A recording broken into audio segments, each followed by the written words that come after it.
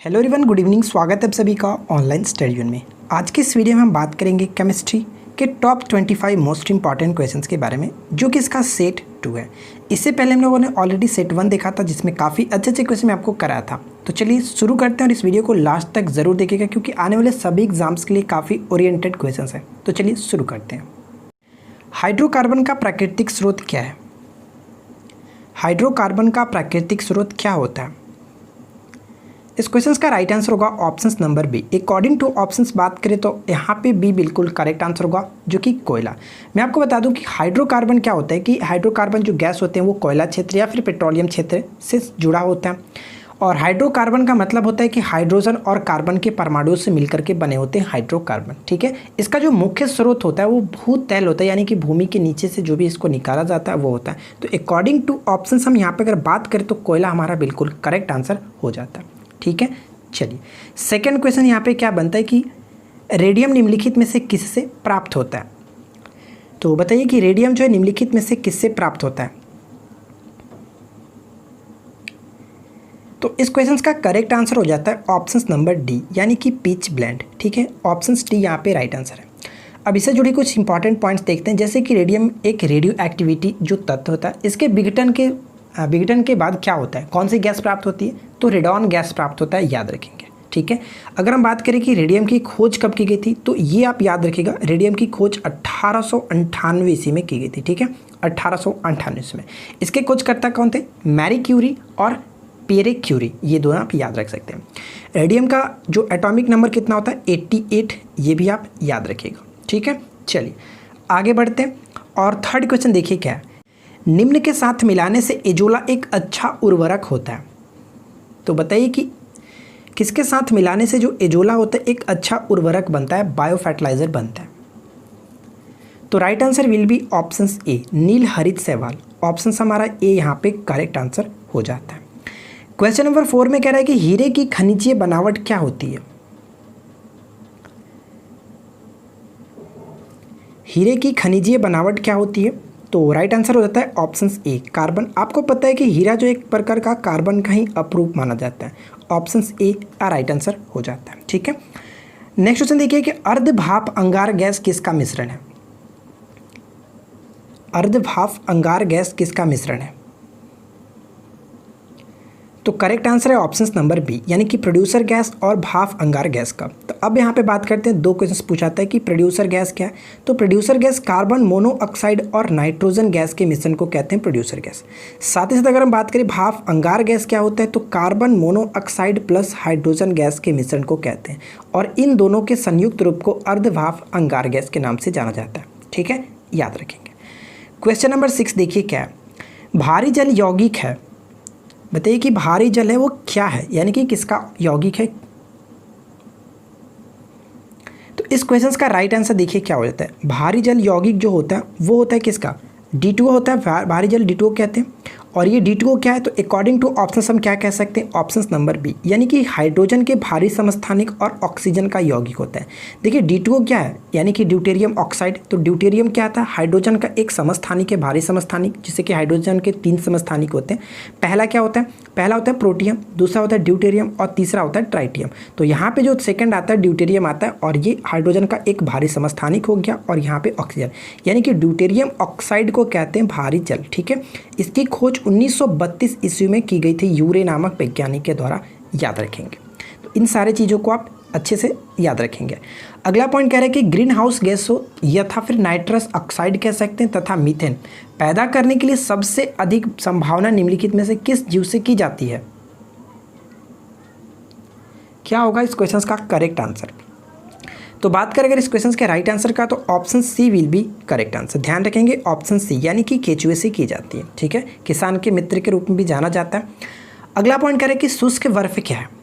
Dry ice जो कहते हैं हम लोग, क्या होता है शुष्क बर्फ? बहुत बार क्वेश्चन में, बहुत बार पेपर में आपको देखने को मिला होगा ड्राई आइस। तो क्या कहते हैं? ठोस कार्बन डाइऑक्साइड को, यानी कि सॉलिड जो कार्बन डाइऑक्साइड होता है उसको कहते हैं शुष्क बर्फ। ऑप्शन नंबर सी बिल्कुल करेक्ट आंसर होता है। इसका प्रयोग हम लोग कहाँ कहाँ कर सकते हैं? इसका प्रयोग देखिए भोजन परिरक्षण में भी किया जाता है और प्रशीतक के रूप में भी किया जाता है। ठीक है, प्रशीतक के रूप में भी किया जाता है। आई होप कि आप यहाँ तक कोई दिक्कत नहीं होगी।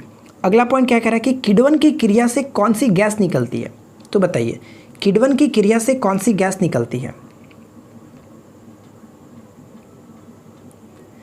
तो किण्वन की क्रिया से कार्बन डाइऑक्साइड गैस रिलीज होती है, यानी कि ऑप्शंस हम ए को टिक करके आगे बढ़ सकते हैं। किण्वन एक जैविक रासायनिक क्रिया होती है और इसके प्रयोग से क्या होता है कि यानी कि किण्वन का प्रयोग करके एल्कोहल और शराब का निर्माण किया जाता है। ठीक है, चलिए देखिए नेक्स्ट क्वेश्चन क्या रहा है कि न्यूट्रिनो के खोज करता है, बताइए न्यूट्रिनो के खोजकर्ता कौन है। यहाँ पे न्यूट्रॉन की बात नहीं की जा रही है, न्यूट्रिनो की बात की जा रही है। न्यूट्रिनो एक प्रकार का फ्रेंड्स जो कि पार्टिकल है यानी कि कण है, और जिसका सर्वप्रथम जो खोज किया गया था वो पाउली के नामक वैज्ञानिक के द्वारा किया गया था। ऑप्शन नंबर यहाँ पे बी बिल्कुल करेक्ट आंसर हो जाता है। अब बात करें कि इन्होंने इसकी खोज कब की थी, तो ये भी आप याद रखेंगे 1930 ईस्वी में इसकी खोज की गई थी। ठीक है, चलिए अच्छा हम लोगों ने यहाँ पे न्यूट्रिनो देखा, तो अगर न्यूट्रॉन के बारे में पूछा था तो क्या होता, तो न्यूट्रॉन की खोज चैडविक ने किया था, याद रखेंगे। अगर एंडरसन की बात करें तो एंडरसन ने पॉजिट्रॉन नामक जो कण होते हैं उसकी खोज की थी। युकावा के संबंध किससे, तो मेसॉन जो किरण होती है इसके खोज युकावा थे। चैडविक के बारे में मैंने आपको बता दिया, चैडविक जो थे वो न्यूट्रॉन के खोज करते थे। ठीक है, तो इन सभी को आप अच्छे से याद रखेंगे। निम्नलिखित प्रकार के कांच में से एक बैगनी किरणों के विच्छेदन कर सकता है। आपको ये बताना है कि कांच के इन सभी प्रकार में से कौन सा वो कांच का एक प्रकार है जो कि पराबैंगनी किरणों का विच्छेदन कर सकता है। तो right answer will be options B यानी कि क्रूक्स कांच। क्रूक्स कांच का प्रयोग हम कहाँ करते हैं, क्योंकि अक्सर ये आपको पेपर में पूछा जाता है कि धूप के चश्मे के रूप में किस कांच का प्रयोग करते हैं, क्रूक्स कांच का। ऑप्शंस बी राइट आंसर है। नेक्स्ट क्वेश्चन क्या कह रहा है कि रेडियोधर्मिकता की खोज किसने की थी। One of the most important questions, रेडियोधर्मिकता की खोज किसने की थी, बताइए। इस क्वेश्चन का right answer Henri Becquerel. Option number B right हो जाता है। यहाँ पे एक चीज़ क्वेश्चन और पूछा था कि रेडियोधर्मिकता की जो माप की जाती है वो किससे की जाती है, तो जीएम काउंटर नामक जो यंत्र होता है उससे की जाती है। गार्गर मूलर काउंटर कहते हैं उसको, तो ये आप याद रखिएगा। क्वेश्चन नंबर 13 देखिए, निम्न में से किसका ईंधन मान सबसे अधिक होता है। फ्यूल वैल्यू जो होता है वो सबसे ज़्यादा होता है, किसका होता है ईंधन मान, क्या होगा इस क्वेश्चन का राइट आंसर। तो right answer will be options A यानी कि हाइड्रोजन। ठीक है, हाइड्रोजन का जो ईंधन मान होता है वो सर्वाधिक होता है, और हाइड्रोजन को भविष्य का ईंधन भी कहा जाता है। ऐसा क्यों, तो मैं आपको बता दूं कि हाइड्रोजन जब जलता है तो बहुत ही कम मात्रा में जो कि ये प्रदूषण उत्पन्न करता है यानी कि कार्बन डाइऑक्साइड को रिलीज करता है, इस वजह से हम कहते हैं कि इसे भविष्य का ईंधन माना जाता है। ठीक है, आगे बढ़ते हैं।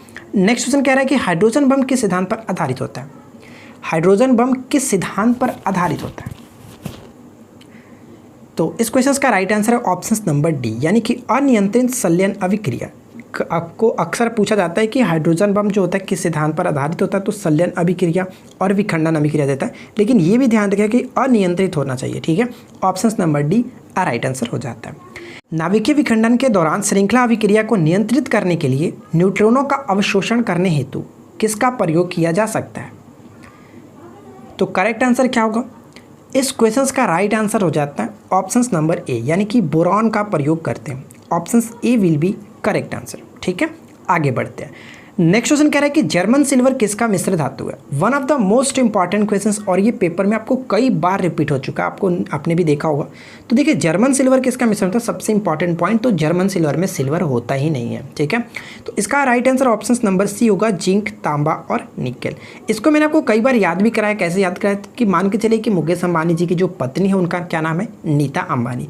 तो आप इस तरह से याद रख सकते हैं कि नीता जी जो है अब वो जर्मन सिल्वर का नेकलेस पहनती है। नीता जी यानी कि मैंने आपको क्या बताया, नीता जी। ठीक है, नीता जी, तो ध्यान देखिएगा, नी से यानी कि निकेल, ता से तांबा, जी से जिंक। नीता जी अब जर्मन सिल्वर का नेकलेस पहनती हैं, अब वो गोल्ड और डायमंड को छोड़ चुकी है।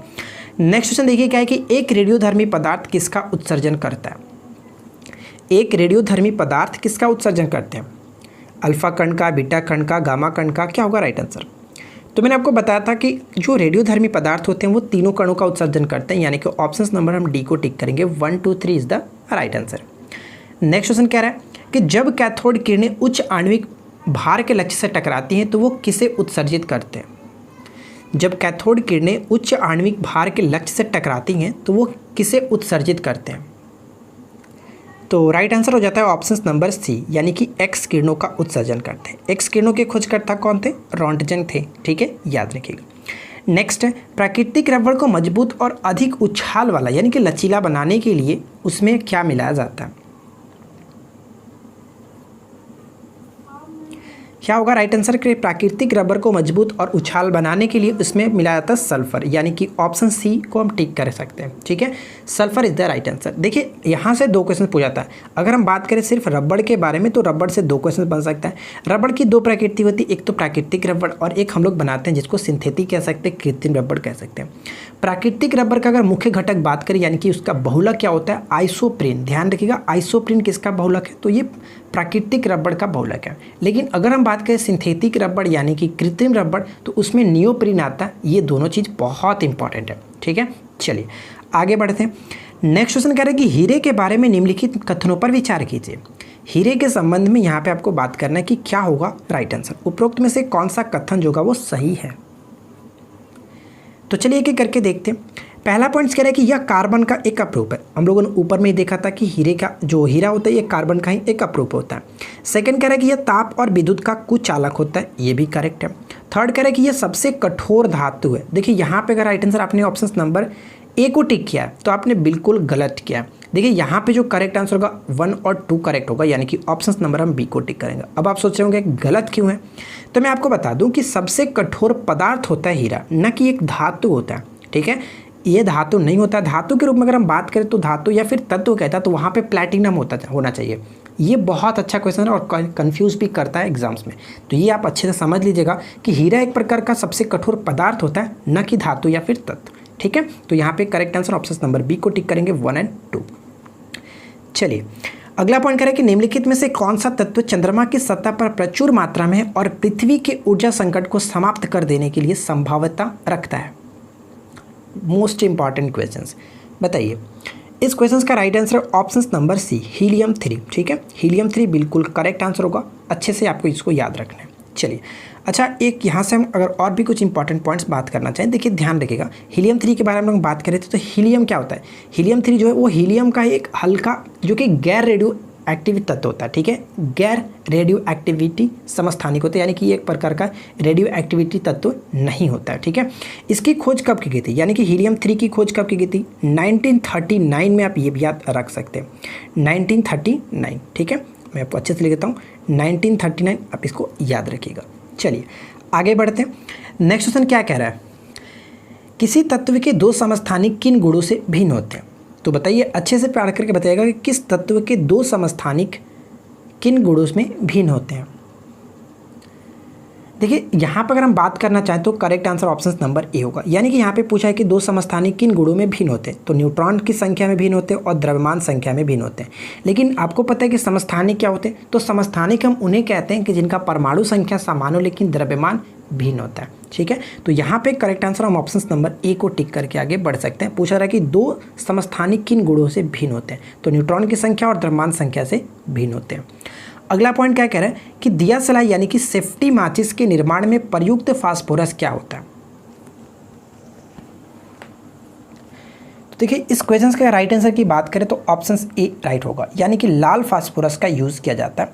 Option A will be correct answer. निम्नलिखित पदार्थों में से कौन सा एक जल के शोधन के लिए उपयुक्त है? तो क्या होगा करेक्ट आंसर?